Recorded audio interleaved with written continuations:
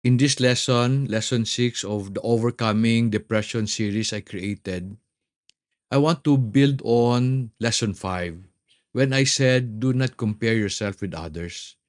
This time, I would like to help you understand how to find your self worth. How do you see yourself? Do you see yourself as a good person but not good enough? What do you think is your worth? Do you see the beauty in you or just the things you lack? Katulad na lang ng baka pango ka, baka maliit ang height mo. Do you appreciate your dark skin? Or have you been obsessed with wanting to be white? Eh si God, how does He see you? Let me show you what David said in Psalm 139:13 and 14. For you form my inward parts. You wove me in my mother's womb. I will give thanks to you, for I am fearfully and wonderfully made. Wonderful are your works, and my soul knows it very well. Friends, I need you to know that God never makes anything bad. You were created fearfully and wonderfully. Even though you may not look as beautiful or as handsome as others, in the Lord's eyes, you are good. Gumagawa ba si God ng pangit? Pwedeng pangit ka sa mata ng ibang tao, pero I want you to know kay God special ka. Let me show you what Zechariah chapter 2 verse 8 says. For thus says the Lord of hosts, after glory he has set me against the nation which plunder you. For he who touches you touches the apple of his eyes. Sabi dito, pag inaway niyo ako, aawayin kayo ni God. Kasi sa kanya I am the apple of his eyes. This is true for you also. If you are a child of God, pag may umaway sa iyo, aawayin sila ni God. Pero ang tanong na dapat natin sagutin is, anak ka ba ni God? Kasi God will only take care of His children. Karamihan ng tao naniniwala na lahat ng tao anak ni God. Hindi ho totoo yun. I am learning na hindi lahat ng tao sa mundo anak ni God. But before ka magalit sa akin, let me show you the reference. Sabi sa John chapter 1 verse 12, but as many as receive Him, to them He gave the right to become children of God, even to those who believe in His name. There are two requirements for us to become children of God. Sabi niya, tanggapin mo siya as Savior, and the Bible is talking about Jesus Christ. However, it does not end there. Kailangan daw natin siya paniwalaan. Ang paniwalaan means to follow, to do. It is not enough to know that Jesus is Lord. But more than that, we need to obey the things He tells us in order for us to become children of God. Lahat ng tao ginawa ng Panginoon. However, because He is a gracious and kind God, He will never impose Himself on others. But instead, He gives all of us the chance to become His children kung gusto lang natin. Alam mo, God is a loving God. He gave us free will so that we can decide for ourselves. If you don't want God to be a father, hindi ka niya pipilitin. But I wish you would decide to make Him your father by receiving the gift He gave us through Jesus Christ and then deciding to live our lives according to His ways. Kasi yan ang ibig sabihin ng believing. When you do this, all of a sudden your self-worth will increase because then you become the apple of His eyes. However, if we are special in God's eyes, then bakit may ipinanganak na mahirap or hindi naghihirap? Katulad na lang ng story of a blind man in John chapter 9 verses 1 to 3.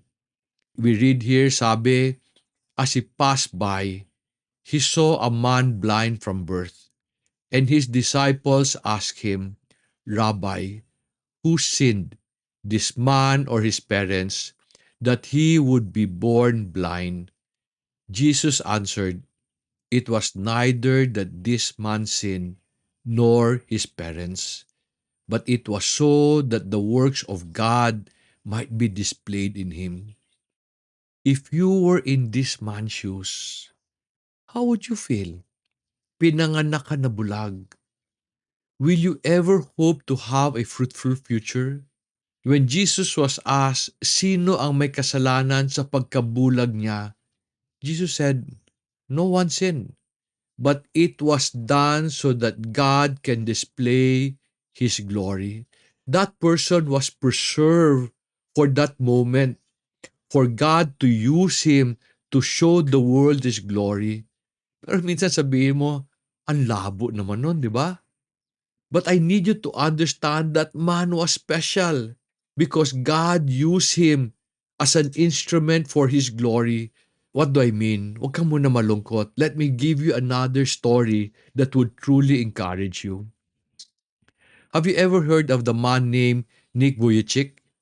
A man who was born without limbs. And I hope you Google him. Hanapin mo siya because you will truly be encouraged. He was born with no arms, no legs, and the only thing he had was a very small feet. Isa lang. And he was born with a very small feet. It was a deformed feet. Friends, if you were born like Nick, hindi ka kaya madidepress? Alam mo ba when he was very young, many times he tried to commit suicide. Nagpapakamatay siya many times because he could not see a good future. Kung hindi lang daw loving parents niya, he would have taken his life. His parents helped him understand that he was special to the Lord and that the Lord has a special purpose for him. Grabe no? Kung ako siya, I would always have felt depressed. Today, Nick Vujicic is a motivational speaker, an author, an evangelist. He is also married with two boys and two girls. Can you imagine? God even gave him a special woman who would love him. Magaling siya lumangoy, marunong siya magbihis ng sarili niya, marunong siya mag-toothbrush. He is just amazing. He may not have acquired the wealth of LeBron James, but his story is more amazing than LeBron's. Si LeBron James is trying hard to be called the GOAT, the greatest of all times. Pero si Nick will always be known as the greatest of his kind. He has inspired many people born without limbs and has shown them that their self-worth can only be found in Christ. Are you feeling depressed? Feeling mo ba wala kang silbi? Friends, I wish you will find your worth in Christ and how God sees you. However, if you will continue to find your self-worth in this world and what it can offer, you will always feel depressed kasi lahat tayo merong kulang. Many years ago, I wrote a blog that said, the world is a cruel master. If you reject the Lord and do what the world wants you to do, the world will reject you, punish and humiliate you. Sabi ng mundo, kung gusto mo, gawin mo.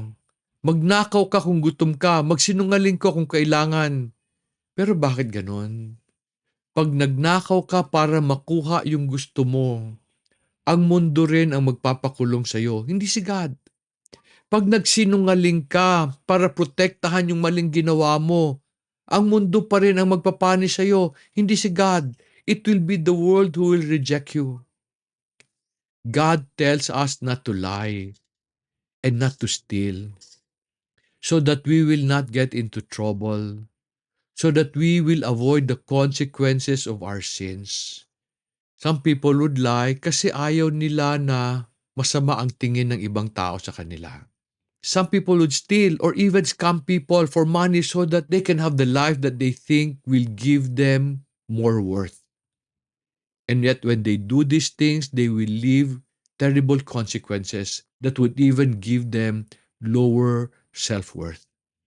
Sabi ng mundo, Pag ayaw mo magtrabaho, di wag ka magtrabaho. They would even say it is the responsibility of government to support you. Nung ginawa mo, nag-resign ka sa trabaho mo. Ano nangyari? Kinutya ka ng mundo at pinagalitan ka nila. Pero si God, He will always love you no matter what you are or who you are. Sabi ng John chapter 3 verse 16, "For God so loved the world that He gave His only begotten Son, that whoever believes in Him shall not perish but have eternal life." God loves you so much that He gave His Son for you.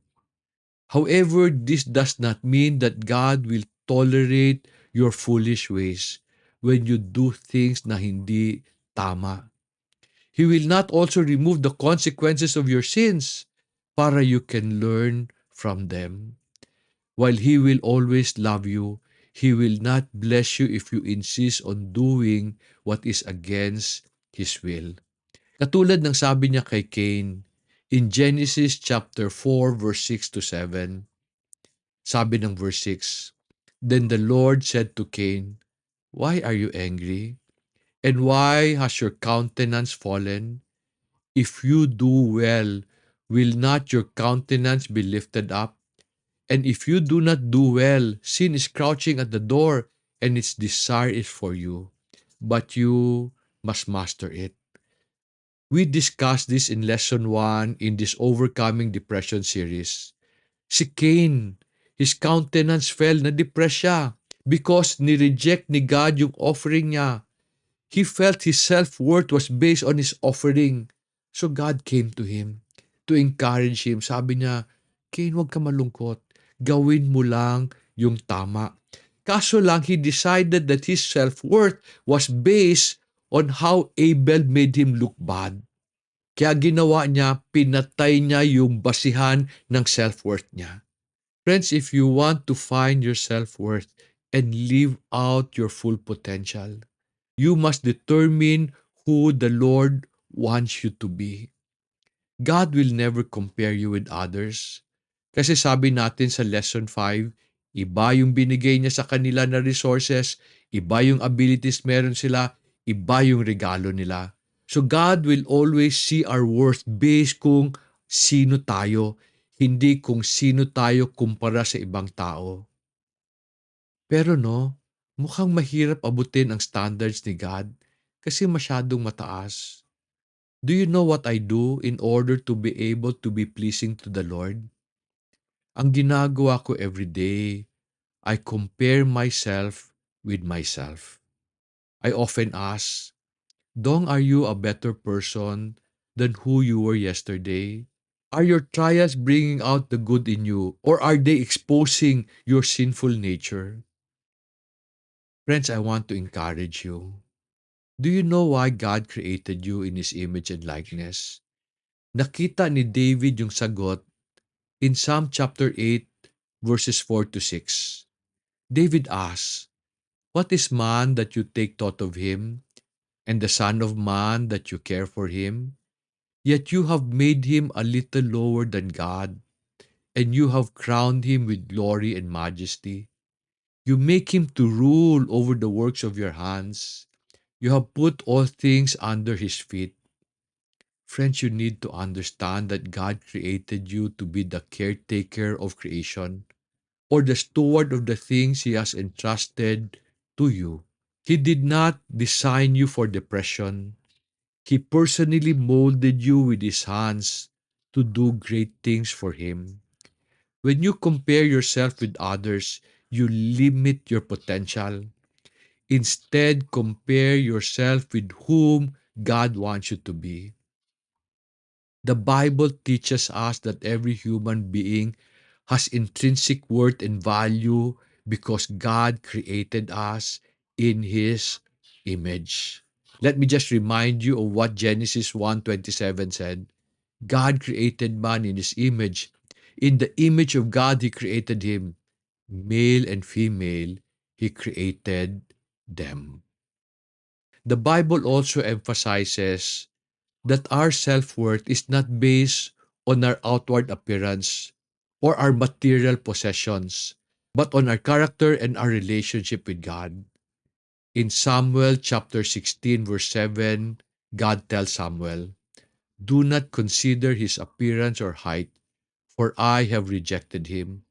God does not look at the things people look at.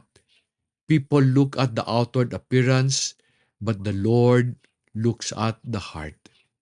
Additionally, the Bible teaches us that our self-worth should not be determined by the opinion of others. In Galatians chapter 1 verse 10, the apostle Paul writes, "Am I now trying to win the approval of human beings or of God?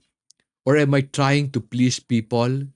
If I were still trying to please people, I would not be a servant of Christ." And as I conclude, I want you to know that the Bible tells us that every person has an inherent self-worth and value. And our worth is ultimately found in our relationship with God and our character, and not in the situation we are in or the circumstances around us. Friends, you are special in the eyes of the Lord. Huwag mong kalimutan yan. Do not determine your self-worth by the possessions you lack or the bad situation you are in. God would like to use you where you are and write a wonderful story na katulad kay Nick Vujicic. God can use you in a special way if you only decide that your self-worth is based on how He sees you and not how on others view you. Sana natulungan ka ng lesson na to. Sana you would feel better today. Pero alam ko may kaibigan ka at saka kamag-anak who may be feeling the same way.